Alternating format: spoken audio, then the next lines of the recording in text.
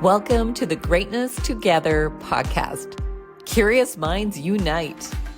Mother-daughter conversations that delve into the heart of psychology. Thanks for joining us. Simonne, how comfortable would you say you are of stepping outside your comfort zone? From grapes to bananas, Obviously, that is the scale. probably beaches. Peaches. Me too. Actually, Me no, too. I'm not as high. I'm not as high as you. No. I'd be more of like a plum. A plum. Yeah. Showing your age, mother. You're showing your age. That's true. That is kind of an old person's fruit. No, I'd say I'm pretty comfy. Yeah. From 1 to 1, probably a full 1. Yeah. A full one. I mean, I am in currently a university other than my own, studying at my own at the same time, though not at my own. You Just are in many another kilometers country, away. with a new roommate, 5,000 kilometers away. The main language of the country is not English. Yeah, I'd say you'd have to be okay with that to stretch outside your comfort zone. And I feel like I'm having deja vu doing another one of these meeting-y thingies. 'Cause this isn't even the first time we've had to do an online cast pod. That is true. That last summer you were in Australia, and some of our loyal listeners, that one gentleman in Finland that we always joke about, who is our most loyal listener, Mm-hmm. the listener. Yeah, you've talked about before, and when we were discussing what we wanted to share for our podcast, you were saying we've talked about this so much, but as an elderly person who eats plums, as we've already established, is showing my age, this is still something very relevant because probably it's not that big a deal for you. You're like, sure, of course you're going to have different experiences. Isn't that what life's all about? At a certain point, you kind of like scale your life into something manageable. You're at an expansive phase of your life. Could you imagine not being able to travel, take different courses every semester, meet new people all the time? How would that feel to you? I mean, some people, like, to probably most people, that feels like comfortable, and even me too. I know, like, I always have so many doubts before I travel, even before this. I'm like, oh, it would be so much easier if I could just, like, skip the homesickness and travel and everything and just stay in my day-to-day classes back at home and, like, I don't know, just like go diploma after diploma after I finish my diploma and then onto that. That's like the comfortable route. And I know many people take that, but also like not out of option. Like I just know I'm privileged to have this opportunity and not many people do. So they kind of just have to go on to the next thing. Because like, By the sounds of it. You're like, yes, this sounds overwhelming, this feels overwhelming, but I'm lucky, so I'm going to lean into the fact that I'm fortunate to have this option. So I'm going to do yeah, yeah. And what was the question again? it. Just that, could you imagine not having these opportunities and you just articulated how it can feel just before you go and you do this next new experience. You love to, for you, you love to travel, you love to work or learn in other countries. But even for you loving that right before you go, you think, why am I doing this? This would be way easier to stay home. But I kind of feel like if you didn't, it would also feel like it was taxing to you. I feel like you need novelty. There's actually and you're taking a psychopharmacology course, so you're learning about the brain and all of that, the impacts. There's that dopamine hit that comes from novelty. Maybe your brain actually gets really supercharged from the novelty that happens through traveling, learning other countries, meeting new people, maybe. Yeah. Yeah, absolutely. Like, just, I don't know, like, change. I was gonna say, like, change of scenery, change of blah, blah, blah, but it's just change, period. You can't, like, put, like, you can't count on your hands all the change that's good for you, because, like, all changes, I mean, not like absolutely every last thing because some isn't good, but change is really important for like neuroplasticity, which we've spoken about before, which is basically how you can like rewire your brain in this term, like, or in this sense for the better. Mhm. When you talk about, yeah, more dopamine, so you're able to feel more of a reward from things and just like adrenaline, stuff like that. Even, yeah, like a lot of different good, like neural modulators. I was gonna say neurotransmitters, but I learned recently that there's a difference between the two. What is the Learning. difference? Now I need to know. Now I need to get my paper to tell you because I just learned it about an hour ago.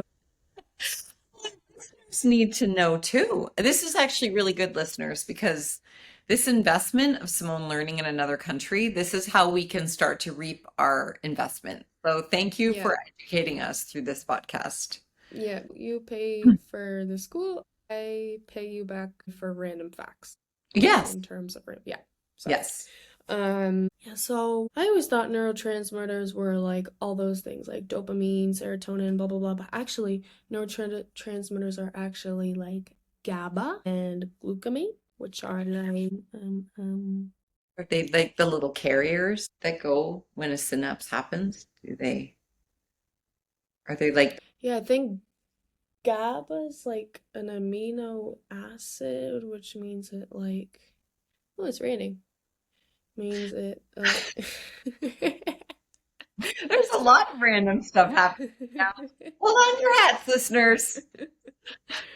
yeah, so basically does goodness, blah blah blah, you know what Mod- I mean.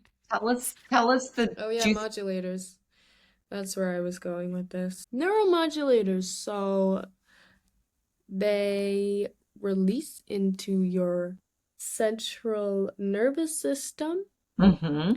and they act through second messengers on the metatropic receptors on the G protein, blah blah blah, Huh. when the ligand opens and the ion channels and the modulator-esque and transmitters, blah blah blah. Now that you can pass a psychopharmacology test, yeah, but Wow, that was neuromodulators, extremely clear. yeah, No, yeah. Well, you you can are gonna teach a nail class that. now. I know. I know. Yeah, I know. I ate. Yeah. No, honestly, that was But those are, yeah, those are like the serotonin and the dopamine and the norepinephrine and the histamines and the neuropeptides. I always thought those were neurotransmitters. They're neuromodulators. Yep, done. see? Good thing you went Class pass. all the way over to the Netherlands so Mm-hmm. that you could get that incorrectness cleared up. You know how I figured that out, Google? You know how I didn't figure that out in my class? Oh, and it turns out Google exists everywhere. Yep, so I'm gonna be back probably next Thursday. Back in Canada. Back again. Gonna No. learn more. Well, that's the whole thing about, yes, you're there learning, but it's so much more. I Mm-hmm. mean, if it were just about learning, you could do that anywhere. You could learn online. You can learn through, your courses here. You could learn through all kinds of modalities now. There's an endless way in which to be able to acquire degrees, diplomas, certifications, but you went all the way across the ocean. And actually, you made us brave enough to go all the way across the ocean with you. And I don't think I would have launched my Thankful movement. I definitely wouldn't have launched it in the Netherlands because that was not a country at all familiar to me if it wasn't for you. So I think that there's something about when people get outside their comfort zone, it makes it easier for other people to get outside their comfort zone. So you help me, you role model to me that it doesn't require extreme bravery. It requires a willingness to try, to consider it, to dream about it, to envision it. And I love that. A lot of the time we just like when like we gain confidence to do something when we see others do it first, be a little guinea pig. But yeah, you not even you, but also dad. Dad is where I was like, wow, look at that change.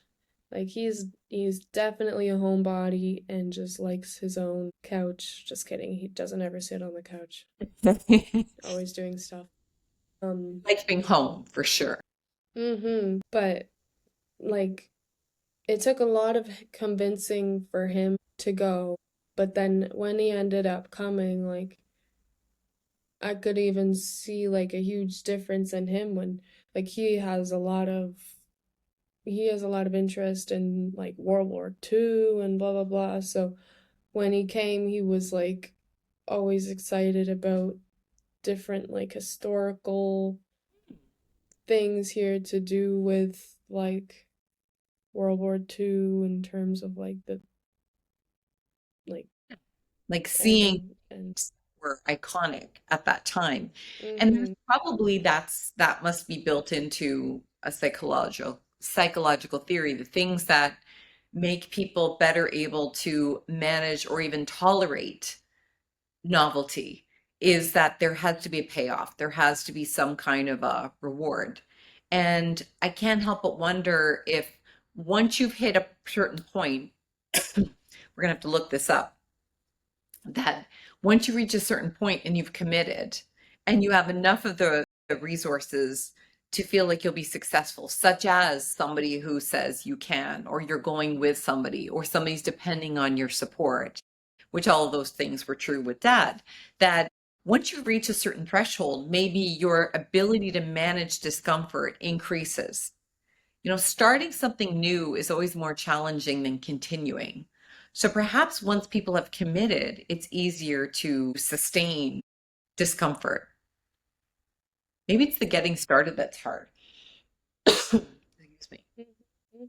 Yeah, absolutely. Even like, I don't know, I can think of like the gambler's fallacy or whatever, where it's like you've put so much into something, you just like keep going with it, even if it's, well, in terms of gambling, it's like even if you're losing a lot, like you keep putting in because you're like, oh, I've already put in this much, I'm going to keep going. Like with dad, like he was figuring out like the camera a lot and you guys were talking about plans a lot. So he's like, oh, I've already put in this much time. I'm gonna keep going with it. I mean, that's not the only reason he went, but definitely like along the lines of what you were saying, like when you're comfortable and when you've put a lot into something, you're more likely to stick Mhm. with it. And you're so right. I think that there is maybe a piece around loss aversion that we don't like once we've committed to something and we've got it something that we're invested in. We now don't want to risk. You start to the risk starts to flip. Maybe there's a bigger risk, or maybe there's oh no, I think it's sunk cost. I think that's what it is. Sunk cost theory, where once you have sunk in enough time, energy, if you're a gambler, money, but it's also about investment, energy investment, relationship investment.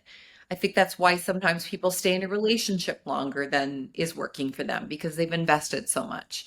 When you've got plans for a business, why people don't give up their business or their business idea as early on because you've got so much invested in it.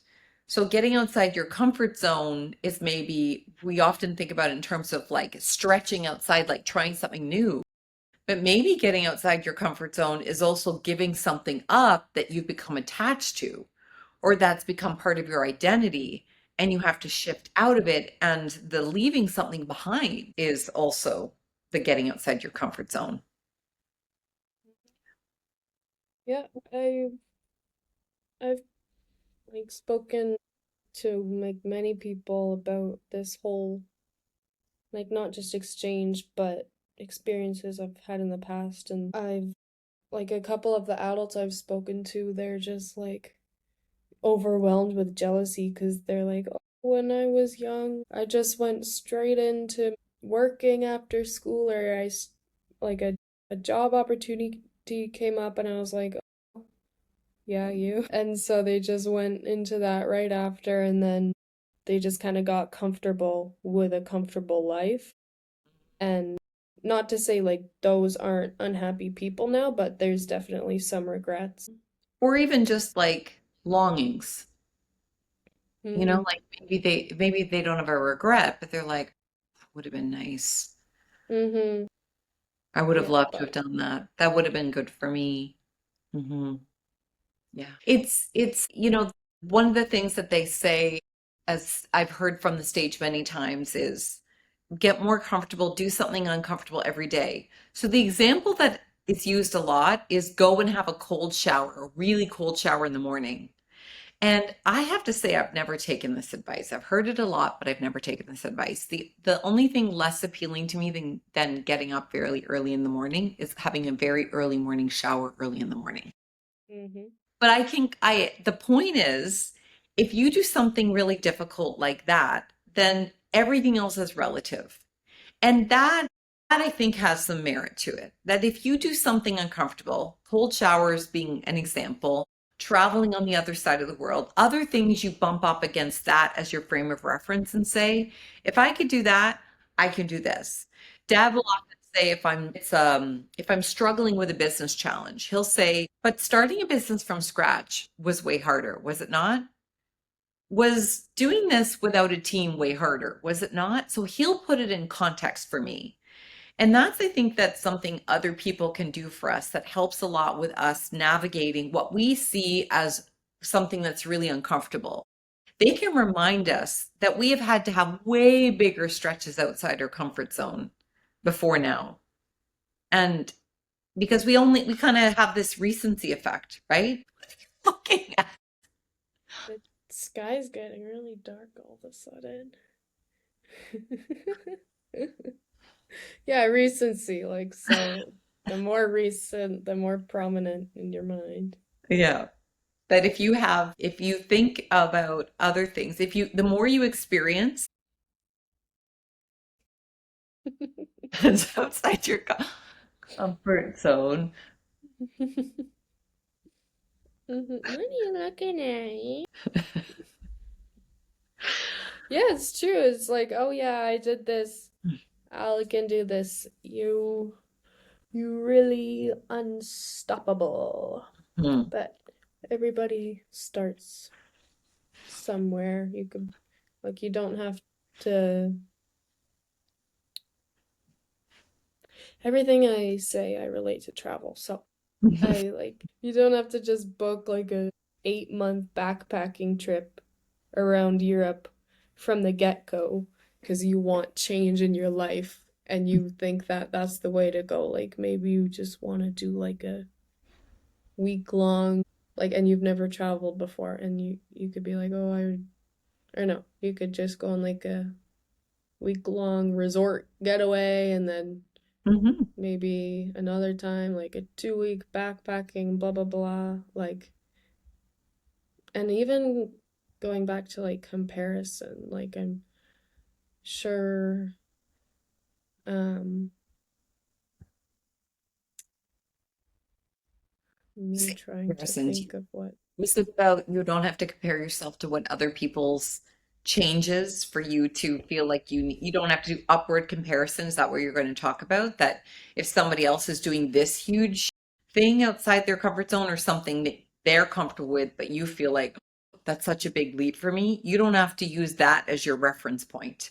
That you I just have to step outside a bit more if that's what you crave. You don't have to do the full extent. yeah people yes that was what I was gonna say and then I was like wait what's the podcast topic but yeah like people like other speakers probably compare themselves to you and vice versa, but you guys both don't know what it took to get there, blah blah blah, or even how you could feel inside. Yeah, yeah, yeah. Yeah. So, so Simone, I think we should leave it there because you clearly have some big, juicy things that you were in the middle of studying for your psychopharmacology class. So nice. I love this class so. So much, so Yeah, much. yeah.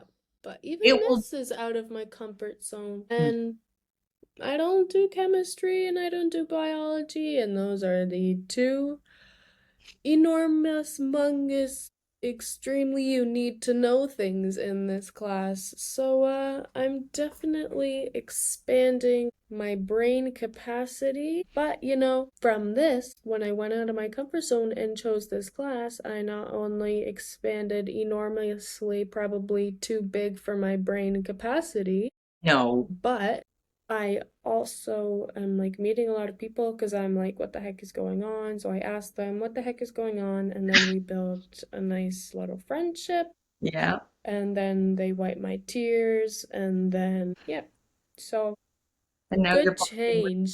look, go Yeah. change. You're bonding with all kinds of people who feel more comfortable with this. And Yeah. that is maybe the big takeaway that we invite our listeners to think about.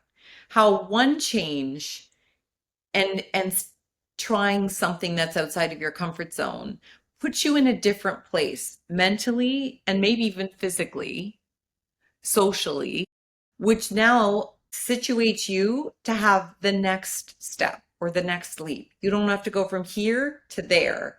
You take one step outside your comfort zone towards something that brings you joy, fulfillment. You're interested in it.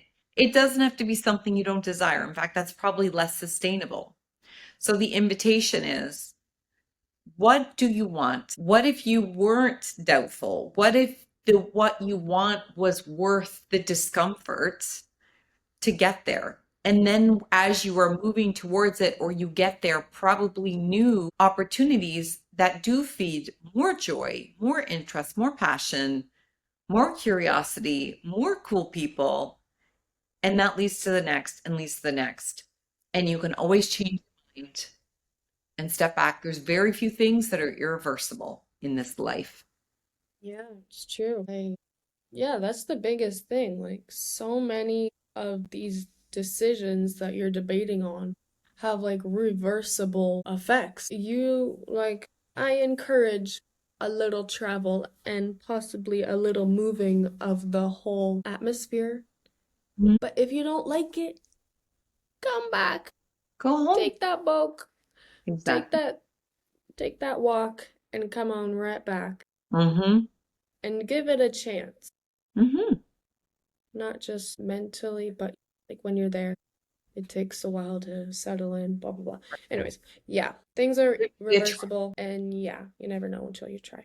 Yeah. And give it enough of a chance. I think that's the final word of wisdom that you're offering people as somebody who every time you've taken a big step outside your comfort zone, a big thing that you've noticed is you have to give it enough of a chance to get past the significance of the discomfort. Don't underestimate or don't assume that just once you step into your outside of your comfort zone and you're in the new place that that's done. The discomfort stays and there's layers of discomfort that you may not have predicted. And that's so sit with it long enough to and trust that the discomfort will wane or you can handle it. A little discomfort isn't necessarily a bad thing. If it causes inordinate stress, obviously that's not good. But even that, you can tap into your comfort, your support network, like you were saying, in a course that's really challenging and uncomfortable for you. You tap into your social network. We know that's a stress management technique. So great advice. Try it. If it's not irreversible, my phone dropped. What's the worst that can happen? Hopefully that cancels out of the audio recording. Sorry, everyone. Step outside your comfort zone. If it's not irreversible, you can always change your mind. Give it some time when you do. Get some supports around yourself with a support network if the stress is challenging. Know that the next time you step outside your comfort zone, you're going to be better able to, and prepared. And know that some of the benefits aren't about in the moment, it's about your brain thrives on unique experiences. And your brain may actually be stronger and better able to manage all kinds of things that you don't even know life is going to send your way. So if you don't have choose discomfort sometimes when change happens to you and you don't have a choice, it may be harder to manage. So find the places where you have choice, better prepare yourself to manage whatever life throws your way. And maybe you'll just find along the way that you love that thing that you weren't so sure you would. Amen, sister. Right. Thank you so much, babe, for making time out of your busy day. It's my lunchtime, Anytime. it's your dinner time. I think we should go eat. I think that's a very nice idea. Yes. All right, bye, listeners. Take Bye care. Take bye. one step that you're not comfortable with. It'll be worth it. Right, Simone? Yes, ma'am. Yes, ma'am.